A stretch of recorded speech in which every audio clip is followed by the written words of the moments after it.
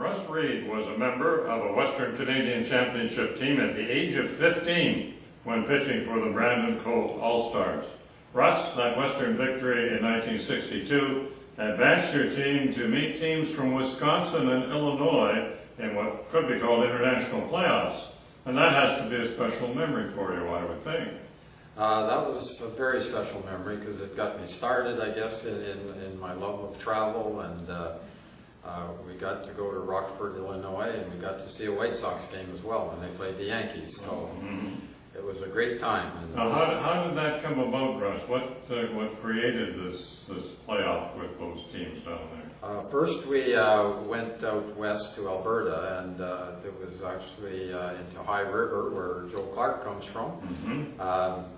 We won the tournament there quite easily, and then we came back to Brandon and had to play Wisconsin Rapids, who had defeated Minnesota, and they won the first game, we won the next two, and so then we were off to Rockford. There you go. Well, that's a great experience. I'm sure you remember that. You went on to pitch and bat cleanup for the Brandon Canucks in the South Central Intermediate League for 2 years. And was that a stepping stone to the Manitoba junior grades? It was. The junior experience was started up by Marcel Bouvier and Don Gardner from Brandon. They felt that there was a need for a junior team, and we had applied to the Winnipeg League but weren't accepted because they didn't want to travel to Brandon. So we applied to the South Central League and were accepted, and we had a very successful year. The first year we placed third and managed to make it into the final before we were defeated. In the second year we won the pennant, but then we lost the playoffs again. But we were playing against men. We were kids. Oh, sure. With the junior grades, you were with the team for 2 Manitoba championships, and both times, in 1965 and 6, you were the runners-up in Western Canada. How close were you to winning gold medals those 2 years? Very close, and if I could correct that, actually it was the same team. We just changed the name because we had different sponsors, so that we were actually the same team for 4 years. And the first 2 years, yes, we won the Manitoba Championships. In '66, I believe it was, we beat Isaac Brock out of Winnipeg. We went to Saskatoon in '65, and we lost the final 10-9, which was disheartening.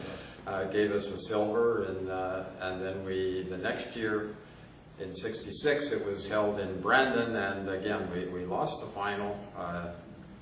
It was quite a game. The final game, I pitched that game, and it was 3-3 after 9 innings, and in the 10th they got 2, and we got 2 to tie it again, and then on top of the 11th they got 5 runs when the Root came in, and so we lost that one as well. We ended up with a silver for the second year in a row. Interesting that you beat the Winnipeg team, Isaac Brock.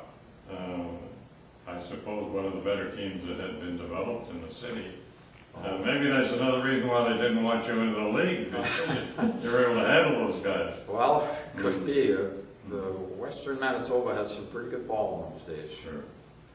They elevated you to the St. Lazare Athletics in 1966, and by pitching 4 wins in 5 games, you certainly were not out of place at that level. No, I don't think all of our players were capable of playing at that level. The St. Lazare experience was a very good experience, and it got us used to playing at a higher level. With some of the players in that league were imports. There were people brought in from California, and pitchers from North Dakota as well. So it was a pretty good league. You bet. Then came 1967 and '68, when you pitched for what was called the Brandon Park Lane Juniors. And you sparked that team to a Canadian Junior Championship and a 4th straight Manitoba Junior title. Those achievements must be big in Russ Reid's memory book, I'm sure. Very big. I was picked to pitch the first game at Nationals, and we beat Saskatchewan 6-3. we won the next game against Edmonton, who had beaten us the previous year in the Western Canada. We beat them 16-5, so that was special. It was actually rather interesting that one of our coaches was down at third base, and the player for Edmonton on third base said, "Is this the same team we played last year?" So that was kind of interesting. Did you have much turnover on those teams? Like very little. Very little.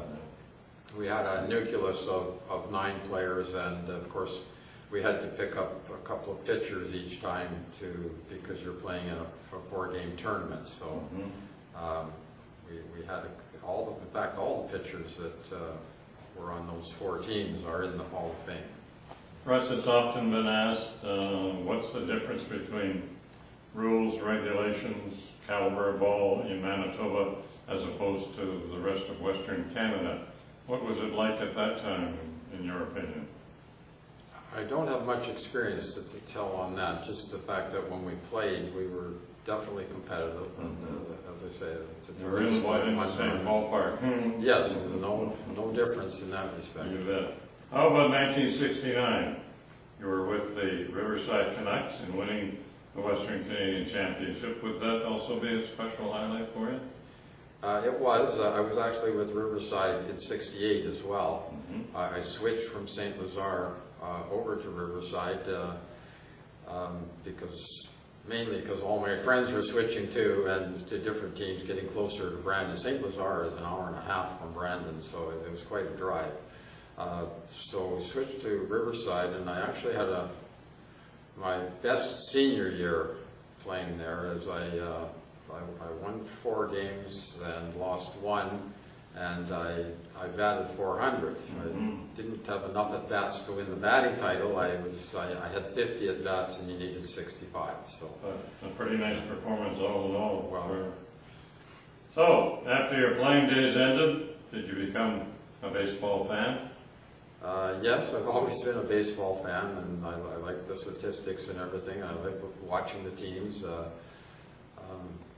As it worked out, my wife and I moved up to Lynn Lake to teach, and of course there's not much baseball up there, and so that kind of ended my career prematurely in my mind, but you have to put bread on the table. Got a favorite team in the major leagues? Favorite player? I've always been a St. Louis Cardinal fan, and they're doing quite well. You bet, right now, for sure. How about a player? My favorite players were Stan Musial and Hank Aaron. And tell me, what does it mean to you to be a member of the Manitoba Baseball Hall of Fame? It's a great honor. It's not something you think about when you're playing. I mean, when you're a kid out there playing, you're just playing for fun. And you don't think about, well, will I make the Hall of Fame or something like that. But when you get older, it brings back all the memories, and it's great. Russ Reid, who pitched his way into Manitoba's baseball shrine.